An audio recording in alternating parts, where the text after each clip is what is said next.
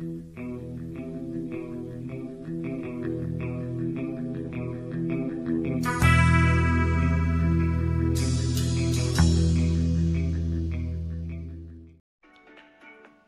dragi prijatelji, moje ime je Ivan i tačno 5 mjeseci nakon što sam snimio recenziju odličnog Honor 400 Pro modela, evo ovog modela ponovo kod mene. Sada mi je ustupio ovaj telefon Miljan, vlasnik Smartphone Arena iz Leskovca, zahvaljujem mu se ovim putem. A ovaj telefon sam uzeo sada najviše iz razloga da uporedim kamere ovog modela sa kamerama modelom Oppo Find X8 Pro i da vidimo gdje su kompromisi, ako ih uopšte ima, jer mnogi naši eminentni recenzenti su ovaj telefon svrstali gotovo u isti koš sa flagship modelima. Bukvalno je rečeno kome su potrebni flagship uređaji pored Honor 400 Pro modela.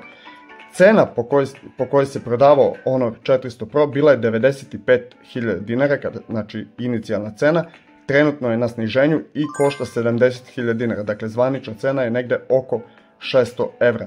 To je gotovo, inicijalna cena od 95.000 dinara je gotovo 50% manja u odnosu na inicijalnu cenu za model Honor Magic 7 Pro.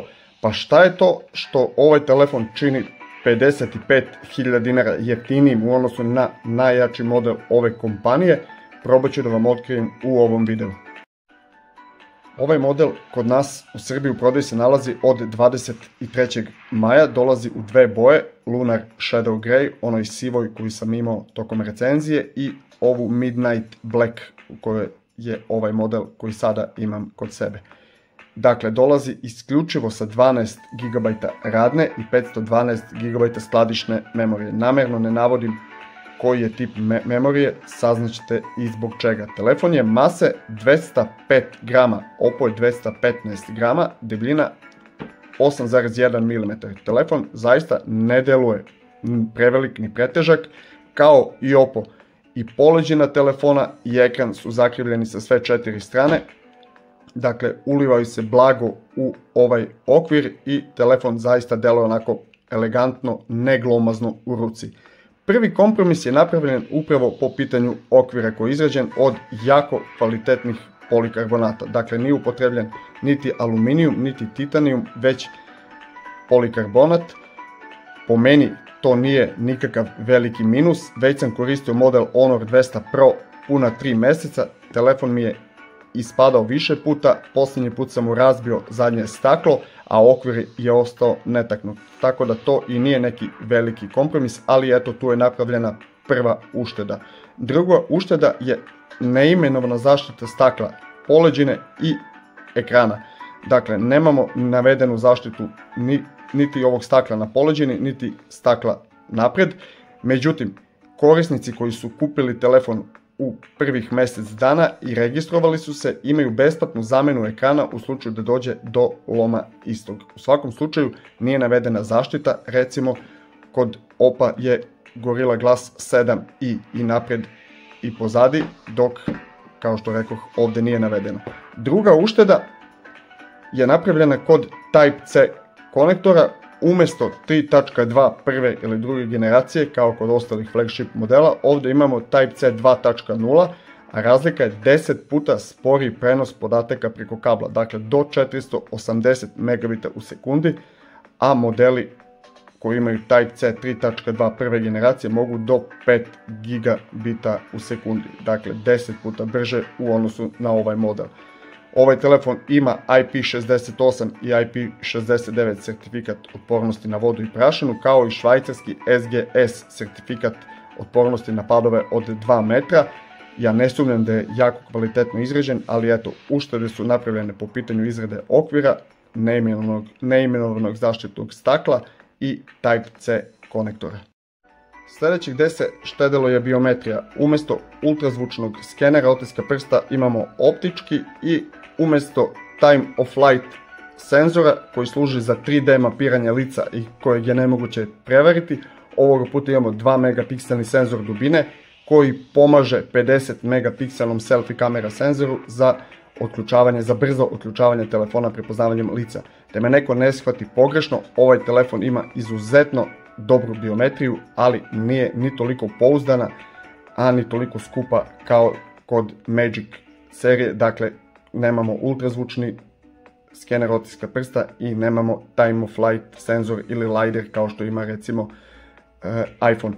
Također, ekran po dijagonali je 6,7 inča, rezolucija 2800x1280 piksela, što uz odnos stranice 19,5:9 daje gustinu od odličnih 460 piksela po inču. Podržane tehnologije su HDR, HDR10+, HLG, imamo ovaj živopisni prikaz, maksimalna iluminacija 5000 niti u piku, a 1600 niti u režimu jakog osvjetljenja. Međutim, LTPS panel, a ne LTPO, nemamo mogućnost spuštanja na 1 Hz, nego može biti 60 ili 120 Hz.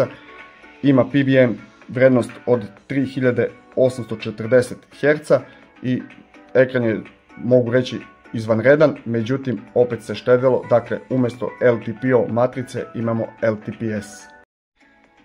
Najveća kontroverza kada je ovaj model u pitanju je to što su svi domaći recenzenti i portali napisali da ovaj telefon, kao i Honor u svojim specifikacijama, ima Qualcommov Snapdragon 8 treće generacije chipset. Nigdje nije napisano da su čak 6 od 8 jezgara downclockovana.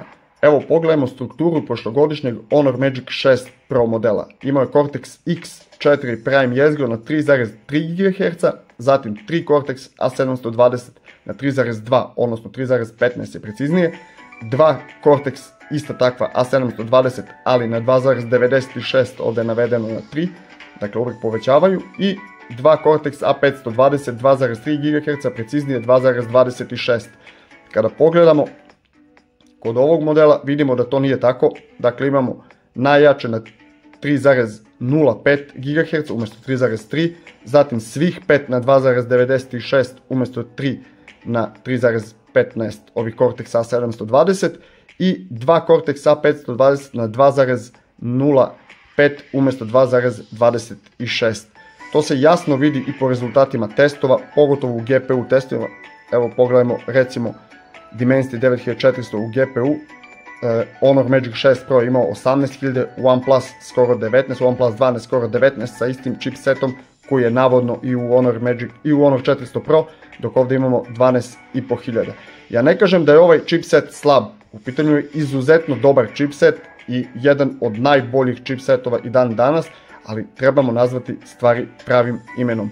Evo i ostali rezultati, pogledajmo recimo kada se uporedi sa Oppom, dakle ovaj Solar Base Stress Test, Wildlife Extreme Stress Test, dakle osjetno manji rezultati i kao što rekao, stvari treba nazvati pravim imenom. Također, nigdje nije navedena brzina RAM i UFS memorije, kasnije sam naišao na podatak da je UFS 3.1, a RAM memorija nigdje ne stoji, a Snapdragon 8 Gen 3 ima LPDDR5X RAM memoriju i UFS 4.0 memoriju. Sad, da li su recenzenti obmanuti ili su htjeli da obmanu javnost, ne znam, ali moje je da stvari nazovem pravim imenom kao što sam i rekao na početku.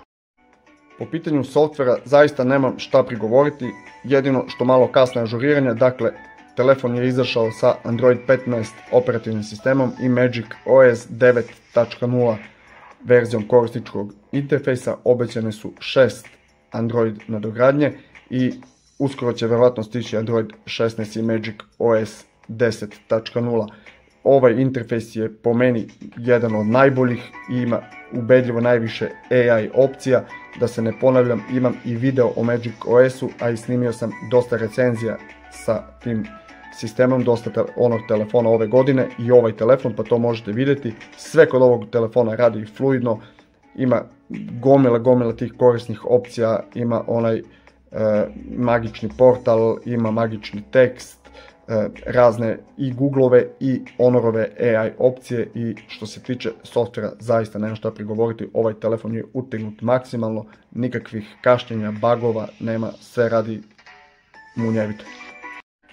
Inače, svi recenzenti su nahvalili sistem kamera kod ovog modela, kod modela Honor 400 Pro, rekli su da je rame uz rame sa svim flagship modelima i da nema potrebe za njima, odnosno da većina nema potrebe. Ja se slažem da su kamere jako dobre kod ovog modela, međutim da li su u rangu flagship modela vidjet ćete i u vlogu koji pripremam, a i u zasebnom delu koji ćete vidjeti u ovom videu. Dakle, uporedit ću sa modelom Oppo Find X8 Pro koji je prošlogodišnji flagship model.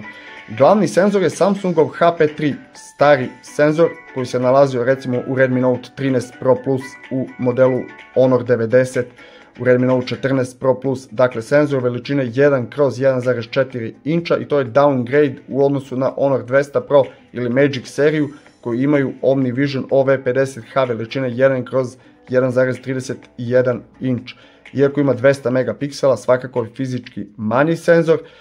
Otvor blende f1.9, što i nije nešto previše široko, ali svakako ovaj senzor poprilično se dobro snalazi i danju i noću.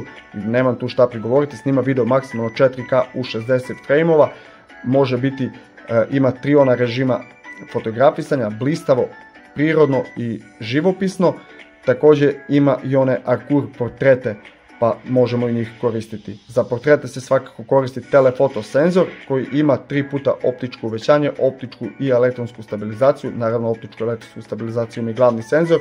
U pitanju je Sony IMX856, 50 megapikselni senzor koji zaletu pravi fotografije u 12 megapiksela, snima video isto 4K u 60 frameova, maksimalna kombinacija optičkog i digitalnog zooma ide do 10 puta kada su video snimci u pitanju, a do 50 puta kada su fotografije u pitanju. I treći senzor je ultra wide, samo 12 megapikselni senzor sa otvorom blende od f2.2. Senzor ima autofokus, vidno polje je relativno uskih 112 stepeni i snima video maksimalno 4K u 30 frameova u sekundi. U rupici selfie kamere nalazi se selfie kamera senzor, 50 megapikselni je i može snimati video maksimalno 4K u 30 frameova u sekundi.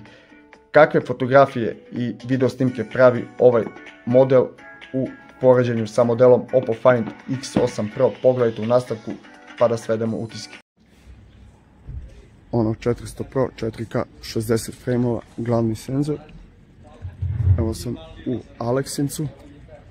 Ovdje će biti svakako materijala i za vlog koji pripremam, ali evo da vidite mogućnosti kamera modela Honor 400, dakle 4K 60 frameova, glavni senzor. Mnogi su nahvalili stabilizaciju kod ovog modela i meni deluje ovo sasvim korektno. Vidjet ćemo kako će to ispasti. 4K 30 frameova, Honor 400 Pro, još uvijek smo u Alexincu. Ultra wide senzor, glavni senzor. Do 10 puta može ići video zoom.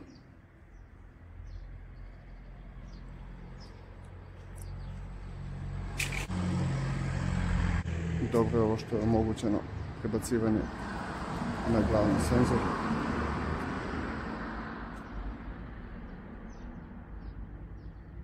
Za sad toliko iz Alexinca, idemo dalje ka Sokobanji. 4K 30 frameova, Honor 400 Pro. Sada mogu naravno prebacivati i na ultra wide, glavni, telefoto do maksimalnih 10 puta,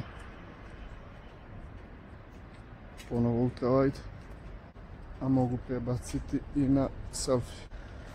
Dakle, Honor 400 Pro 4K 30 frame. 4K video 60 frame, ovdje je poprilično osvetljeno, gotovo pa kao dan. Ne mogu prebaciti na ultra wide senzor, to sam već rekao nekoliko puta. Mogu preći na telefoto. i snimati glavni. Dakle, Honor 400 Pro, 4K 60 frame. Evo sada 4K 30 frame, ali malo je dublja noć. Glavni senzor, ovdje neću prebacivati na ultrawide, nema smisla.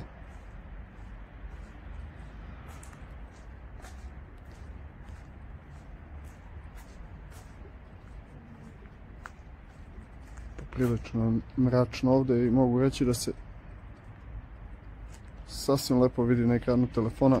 Ovo me podsjeća na Pura 70 model koji kada je 4K 30 znatno više osvetli nego kada je 4K 60 frame.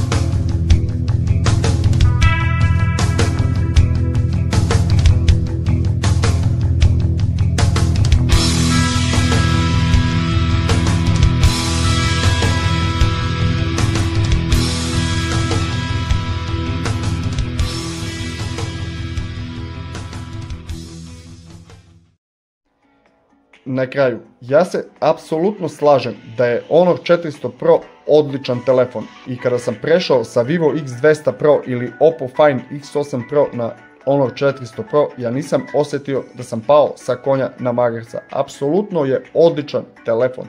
Ono što zameram je što je taj agresivan i plaćeni marketing zaista prevršio svaku meru. Prećutkuju se mnoge stvari, ističu se ove kamere kao da su neko čudo, a nisu. Kamere kod modela Honor 200 Pro su u najmanju ruku jednake, ako ne i bolje, jer je glavni senzor i veći i napredniji u odnosu na glavni senzor kod modela Honor 400 Pro.